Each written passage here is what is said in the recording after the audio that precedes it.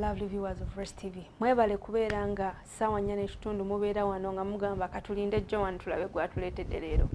Nga tuba nga tumenyaamenya ensonga z'amateeka. Last week twali ne Council Miriam Nasolo nga twogera ku nsonga za marriage n'atumenyeramenyera ebika bya marriage byonna. In fact, ababa bamisinze episodes zino ziri ku YouTube channel yange eri bagiyita Mulungi Joan.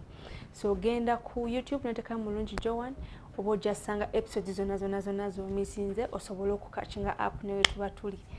Leero tukomyewo ne Council Miriam Nasolo agenda kuddamu abeeyanjulire abataaliwo abamulaba omulundi ogusooka. Leero tugenda kwogera ku nsonga za divorce and separation. Last time twavaawo nga topic zihitinze up nga wenyini wetusemberedde, so agenda kweyongera otunyonyola beerako tovaako. Council tusanyuse okulaba. Nange nsanyuse okuddamu kusinkana. Webale kuddamu kusalawo tuwa mukisa Ekitiibwa n'okutukkiriza okukusumbuwanga buli bwe twagadde. Ekitiibwa kya Mukama, twebaza Mukama. Amiina. Mbadde nsaba weyongere okweyanjulira ku balabi baffe aba Rest TV.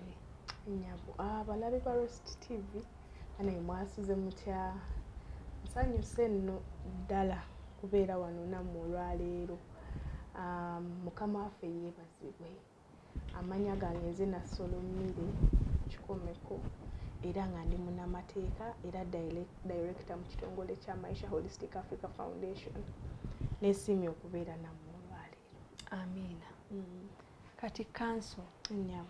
Ebbugumu lyennyina n'obwagazi bwenjagala okumanya ensonga ezimu, ensonga mpanvu katutandikirewo. Luli twakoma oli mutunyonnyola invalid and valid. Nyabo. Can you give us a simple wrap up in 1 minute? Invalid marriage. Valid marriage. Valid and invalid. Yes. Valid marriage bwebwe obufumbo nga bwe nannyonnyola obubadde nga obucelebratingiddwa okusinziira ku ngeri amateeka gye gagamba. Kati invalid nyinza okukinyonyola n'ekikyusaamu ne ngamba nti obuli null and void. Obwo bwe bufumbo obukoleddwa naye nga waliwo ensonga ezitabuganya kubeerawo. Nga bwe nzijukira nti nannyonnyola wabeerawo kubanga omwana tanneetuuka oba nga omu ku bo tategeera bulungi ali imbecile oba idiot. Ekirala okubanga muli baaluganda kusinziira ku kika ky'obufumbo bwe mugenda okukola oba ng'omusajja oba omwami ali impotent kitegeeza consummation tebaddeewo. Awe waasonga okunkwatako n'enkubuuza obulungi n'obubi bwe twatula bwe buli luddawa. Kati okusinziira ku kulagira kw'amateeka ekifuula This is away from the Bible. Yes. Ekifuula obufumbo ddala obufumbo is consummation of the marriage. Ate consummation eno yalibadde nga kyetwaliise sex after the marriage. Nti bwe mumala okugattibwa mu kkanisa babawaayo ebbanga between 1 month and 3 months there should be sexual intercourse between the people that got married. Kitegeeza nti obuba bumaliddwayo ddala nga kituufu buli valid. Okay. Yes. So ebbanga eryo libaweebwa okwesootinga okutereeza emotions n'ebisigadde. Okay. Yes. So consummation is one of the things ebivalidating obufumbo. So bw'eba tebaddeewo kino kyanjawulo by the way ku infertility. Okay. Nti omusajja asobola okuba nga asituka n'akola emirimu gye naye nga tazaala. Abasinga babimixinga nti impotence etegeeza butazaala. No, impotence means the idea of actually not being able to elect as a man. Yes, to erect and penetrate a woman. Yes. Awo wennyini Council. Yep. Njagala tugende ku nsonga ya osooka otunnyonnyole. What is divorce? Divorce y'engeri obufumbo obwakakasibwa nti butuufu gye buyinza okuggwamu. Okay. Ntegeeza ki? Nti abantu baafumbiriganwa nga balina ensonga zaabwe ez'okwagalana n'okukkiriziganya naye ne batuuka ekiseera mu makkati g'obufumbo ne bagamba olw'ensonga eno n'eno bweti ne bweti tetukyasobola kugenda mu maaso kati tukole ki twawukane process eyo gye bayita divorce. Ate separation yetya nga biringa ebifaanagana? Kakati separation bwe bafumba era abaafumbirigana mu bufumbo obutuufu bwe nannyonnyolako emabegako ne batuuka akaseera ne bagamba bino nga si bye nasuubira oba kino nga kintabuseeko kanfunemukko ka break twesootinge tweweemukko ku gap buli omu abeere gy'ali tulabe kyekinaddamu tulabe oba tunaasobola okukwasaganya tubeereko buli omu ng'ali yekka then tunaalaba ebbanga lino bwe linaggwako tunaddamu ne tusisinkana tulaba tusobola okukwasaganya ensonga zino oba tetusobola. Then waliwo ne kye tuyita nullification nti singa obufumbo bucelebratingibwa naye ng'ebintu biri bye nabadde nnyinnyonnyola ebimu tebyatuukirizibwa oba formalities katugeze singa bagenda ne babagatta mu kanisa naye oluvannyuma lw'okubagatta ne weesanga ng'omuntu gwe wafumbirwa mu bufumbo obulala ate era obutukuvu naye nga tewamanya oba ne weesanga ng'omwana omu ku bali mu bufumbo aba celebrating obufumbo tannaweza myaka gya bufumbo oba n'orealizinga nga mumaze okufumbiriganwa nti muli baana bataata wa ebimu bigimu kati oyinza kugenda okuzuula ng'omwana alina emyaka 16 naye ng'obufumbo bwamaze okubeerawo oba kale mu ngeri endala nti mutuuseeyo omusajja takola ekyo nga kye twagambye impotence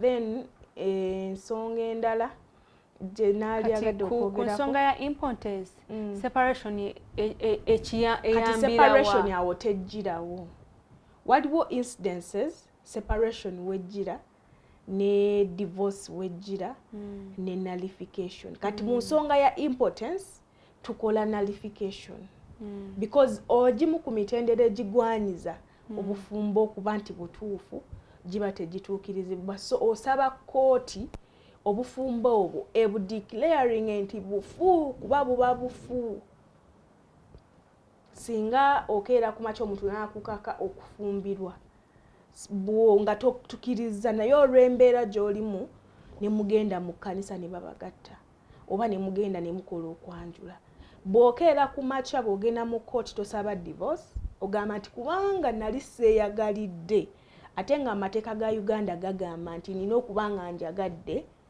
obufumbo buno busazibwemu kubanga tebwalina kubeerawo so kati kye tuyita nullification omwana atanneetuuka muli baaluganda ebintu ebimu tebyakolebwa ebyalina okukolebwa omusumba eyabagatta yali talina bulukusa lubagatta oba ekkanisa ebabagattira manyi tebalina kugattirawo omusajja yakulimba nti yali tafumbire tawasangako naye nga yali mufumbo mu kaseera ako nga ne spouse we gyali so kyemukola mu court is asking court to declare the marriage null and void or to nullify naye bwe mubanga obufumbo celebration yaabwe yali ntuufu era nga waliwo obuzibu obuzzeewo what you do at that level nga mwagala okwawukana is what we call either separation nga mukyayagala obufumbo buwa chance oba divorce bwe mubanga mulaba mukitadde nga n'okusinziira ku mateeka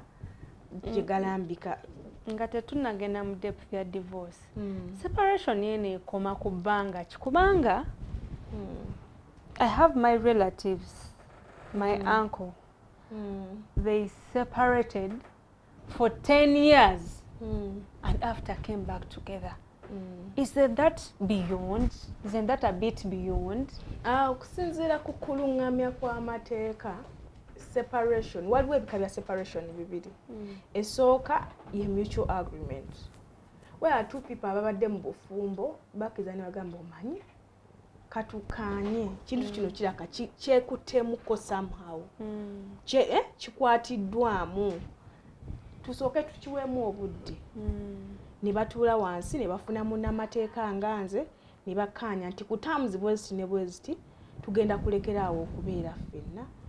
Ekisingira ddala obukulu kwe kwawula ebisenge oba kye twaliise conjugal rights. Would we really go that far? Anti kakati yes, because muwewa space. Era in fact during separation muba temukkirizibwa kubeera na conjugal rights. Era sex kastabaawo agreement eyo if it's going to bring in the mutual understanding there and then, because kati bwebeerawo kitegeeza separation agreement eweddewo neddawo. Waliwo yaŋŋamba nti such a thing can happen naye ne muddayo mu silence zone. Nedda ate mu mateeka si bwe kityo bwe kiri tisinga mumala ne mufuna conjugal rights oba ne mu consummating you have sex sexual intercourse kitegeeza muba mukoze eki muba muddinganye you have silently resolved your issues. Separation ejjawo mu instances where you feel like even sexual intercourse is not helping you, is not something that you want to do with each other. Same thing that happens with divorce. Kyobola abantu bwe muba muli mu bufumbo nga temunaba kutuusa kussa erisalawo kooti ng'omwami oba omukyala takuwa yo conjugal rights. Ogenda mu kooti nesaba kooti emulagire akole emirimu gye egy'omu kitanda bw'abanga agaanye ng'obufumbo bukyaliwo nga mukyabwagala. So meaning that separation oba divorce wejjira muba mutuuse ku level nga ne conjugal rights temukyasobola zikiriza. Because it starts from the mind. Yes, scientifically it does. Yes. So mbadde nnyonnyola nti separation ine ya agreement omwami n'omukyala batula ne bagamba tweweemu ebbanga bwe liti tulabe bwe linaggwako tuddemu tukwasaganya obufumbo bwaffe. Kati mu kooti bwe mugenda mu kooti oba kye twalise legal separation ne musaba kooti ebakkirize mwawukanemuko era ebawe ebbanga litasukka myaka 3. Yes. Kye nalirowoozezza nti 3 years mu mutual agreement zisobola okubeera 3 years. Maybe ng'okusinziira nga bwe musaza ogiyinza okusukkamu giyinza obutawera. But court in legal separation ebawa up to the maximum of 3 years okulaba oba mukoze eki mwesootinze. Bwe kiba kiganye really kiki mutasobola kusolvinga in 3 years. Bwe kiba kiganye then they go ahead to process what is called a divorce. Okay. Enyago. Awo nga mwawukanira ddala mu bulungi. When do you go for a divorce? Nogamba nti these are the tight limits nga temukyasobola kukisindikira ddala. Separation kasooke nnyonnyola separation. Separation amateeka gagamba nti omuntu singa aba akutte munne mu bwenzi ensonga we zitera okutabukira ti kizibu okukakasa obwenzi. Because obwenzi proof of adultery is sexual intercourse or penetration. Ebintu bino ebiseera ebisinga tikiba kizibu okukwata omuntu n'okakasa nti ddala babadde ne sexual intercourse. So you need to prove that. 1. Then 2, proving a cruelty oba obukambwe. Cruelty nyinza kinyonnyola ntya mu Luganda? Obukambwe obwo obusuukiridde mwe muli ne violence okuba okwabusinga actual abuse mu bintu byonna ebyenjawulo. Then ekyokusatu is desertion. Ti omuntu ono yava ewaka n'agenda amaze emyaka 2 takomawo talabikako like takyafaayo ate nga talina nsonga. Waliwo ensonga eziyinza okubeera justified mu desertion nga nti agenze bweru kusoma oba ennaku zino ng'abantu bwe bagenda mu byeyo n'agenda mu Buwarabu okukuba ekyeyo. Tosobola gamba nti munaye twafumbiriganwa naye yalinnya ennyonyi ali Buwarabu kati emyaka giweze 2 taddanga naye ng'ate bwe yali agenda mwakkaanya nti agenze kukola oba agenze kusoma. So ensonga ezo zisobola okubeera justified era ne zibeera ne batakiconsideringa.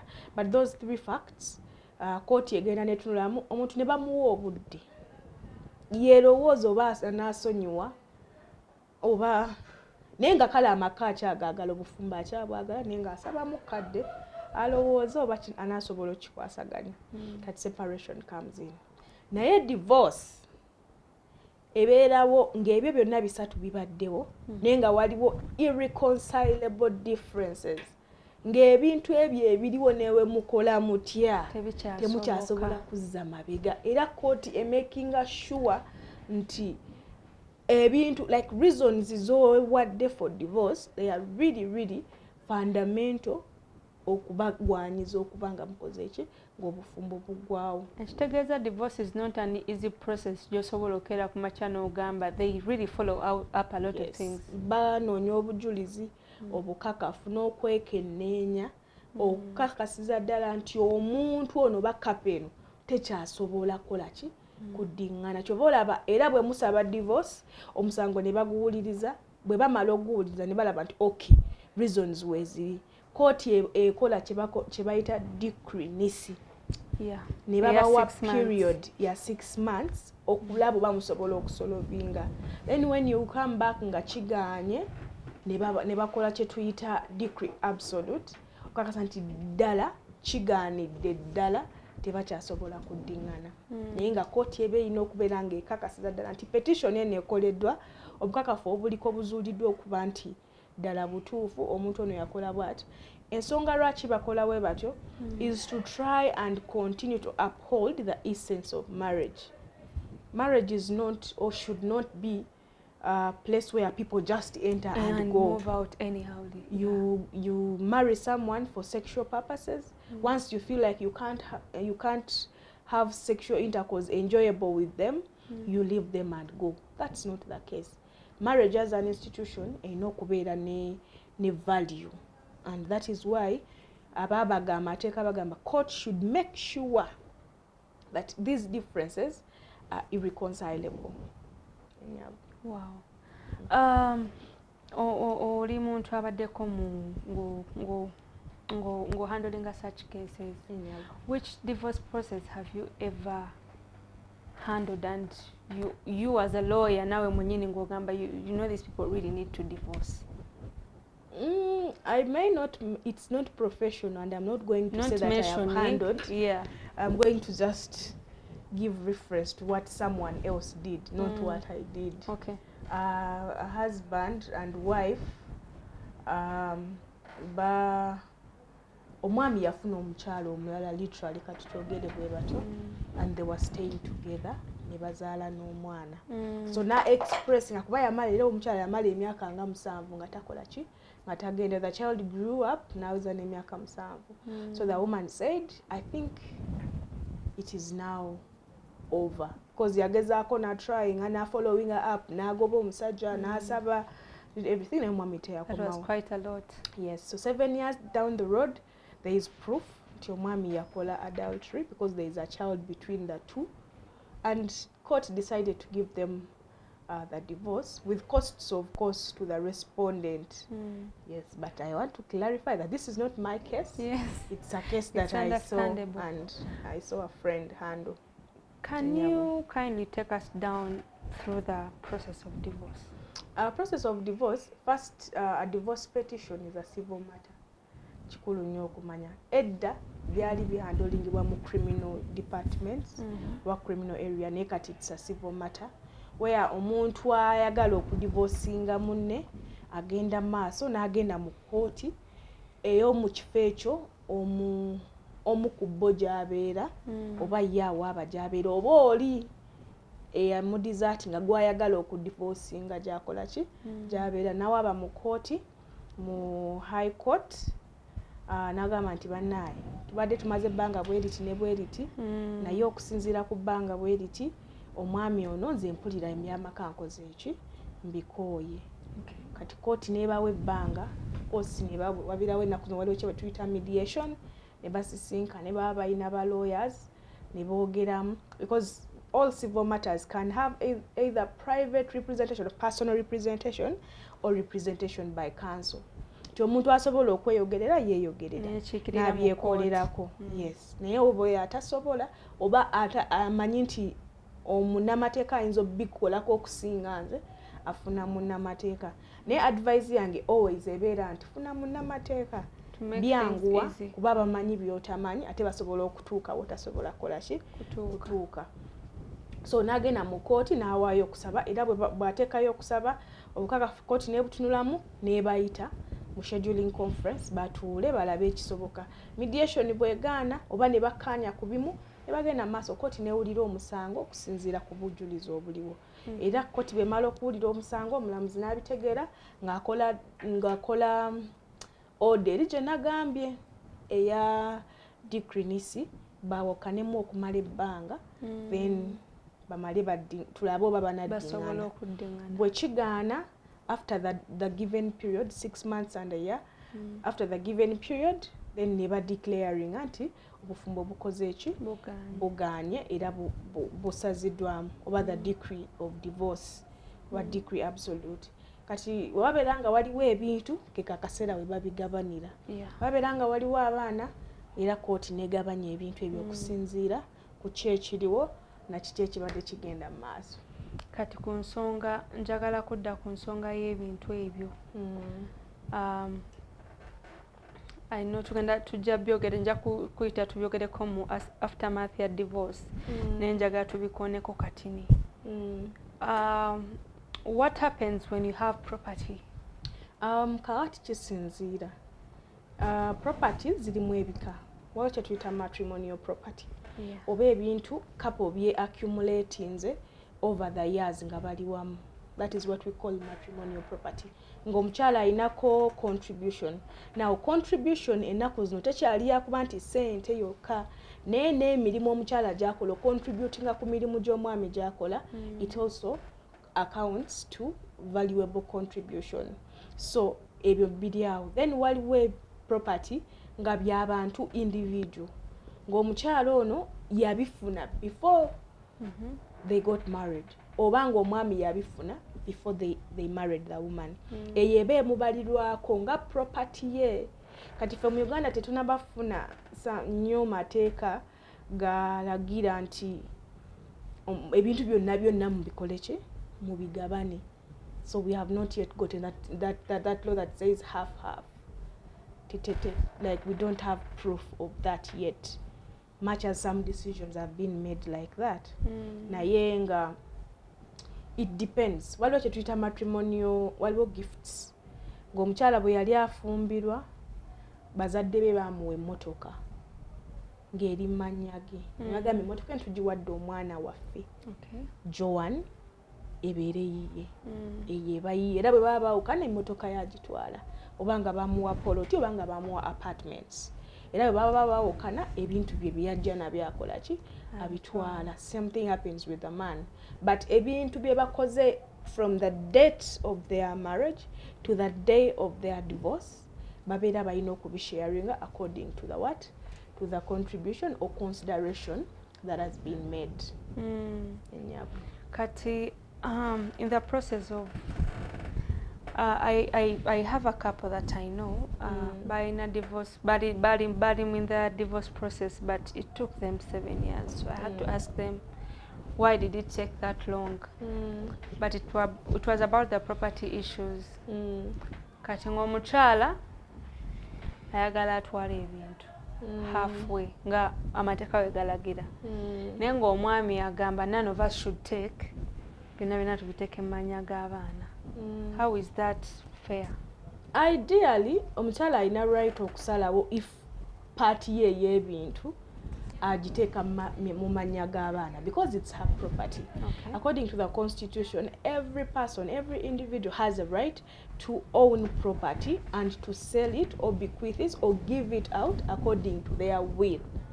So bwembanga property yange, I have a right to take it and give it to my children or use it and enjoy it according to my desire and wish because they are my property.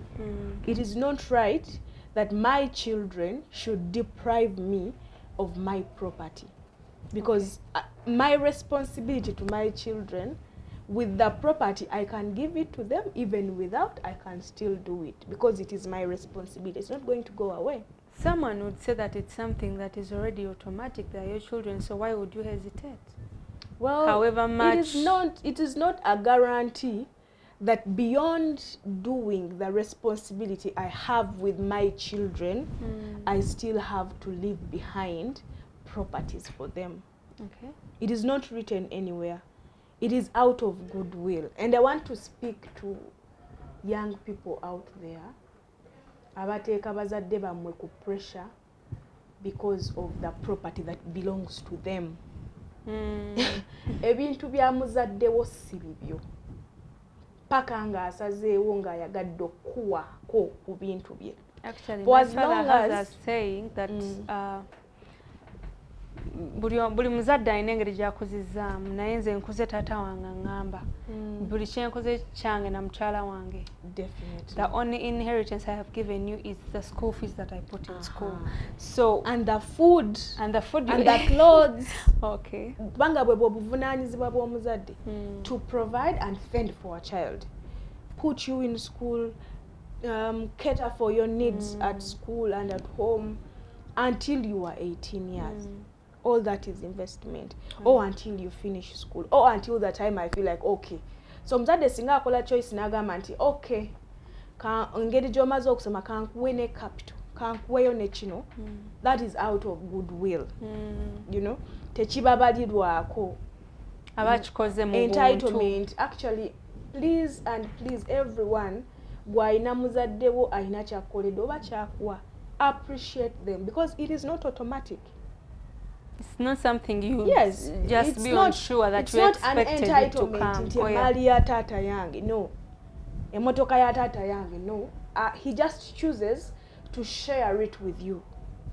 Chobola abaana ennaku zino batta bazadde baabwe baba bakola obubi because they want to take from them what belongs to them. Nga wetuli mu economy eno nga gamba muzeeyi tagenda embeera mbi balimbira ddala babafera katutunde ffe. We have instances where a child, the father is battling the child. Sign when they're unconscious abamu nga bali bedridden. Just to get property from them. Wow. So buli omu akola ebibye, taata alina ebibye naawe kola ebibyo. In fact ffe kino naffe bakitukulizaamu ewaka because I was raised by a single mother. She constantly told us mulina okukula mbasomesa kuba njagala nammwe mukule mutuuke mwekolerere. And by the way, we saw it when our mother passed. It didn't seem like her property was ours anyway because family ye babitwala. And we couldn't. Twalina n'abaana abato, young people, just because which is more like preparing you for the bad days. Yes. But the better thing or the easiest way is for parents to train their children to separate and to know which property belongs to them and what does not belong to them. Primarily, the property belongs to the person in whose names it is. Kati gwaliyo ng'agamba ettaka lya taata lyange nga lirimu ekyapa kiri mu mannya ga taata, we sorting ennyabo. Wow. Kanzo tusaba otuwe ku final remarks ezo kubanga I think the divorce thing is something wide. I think tujjako mawooko tuweyo ka last episode ka aftermath eyo erimu custody erimu biki byonna bwe tukomawo yakiri otuwe ka wrap up bwe tukomawo next week. Kale nnyabo. My last remarks would be, of course, as usual, aize tabeeranga atayize. Ate mu mateeka ignorance is not a defense. Balina chance oba abatulaba nti bo bamanyi. Bw'omanya kola ekituufu. Ate bw'omanya baako gw'oyigiriza. Kama abawomu. Amina. Ebigambo bya council mubiwulidde. They were very nice and interesting things, very educative. I hope that you have picked a word or two. Ekigambo kye nsinga okugamba abantu ensanje ezisinga nti marriage is a lifetime commitment. It's better to marry late than to marry wrong. So okusinga okugamba nti kampapa enfumbirwe yakiri olinda newetegereza ekintu ky'ogendamu kubanga si kyakaseera katono kyalubeerera. Be sure that that partner is the one that is meant to be yours. Tera nnyo okugamba abantu abasinga mutomera embiriizi ezitali zammwe. So it's better to be careful. Otherwise mwebale kubanga mutwekumirako tulabagane Monday. Bye.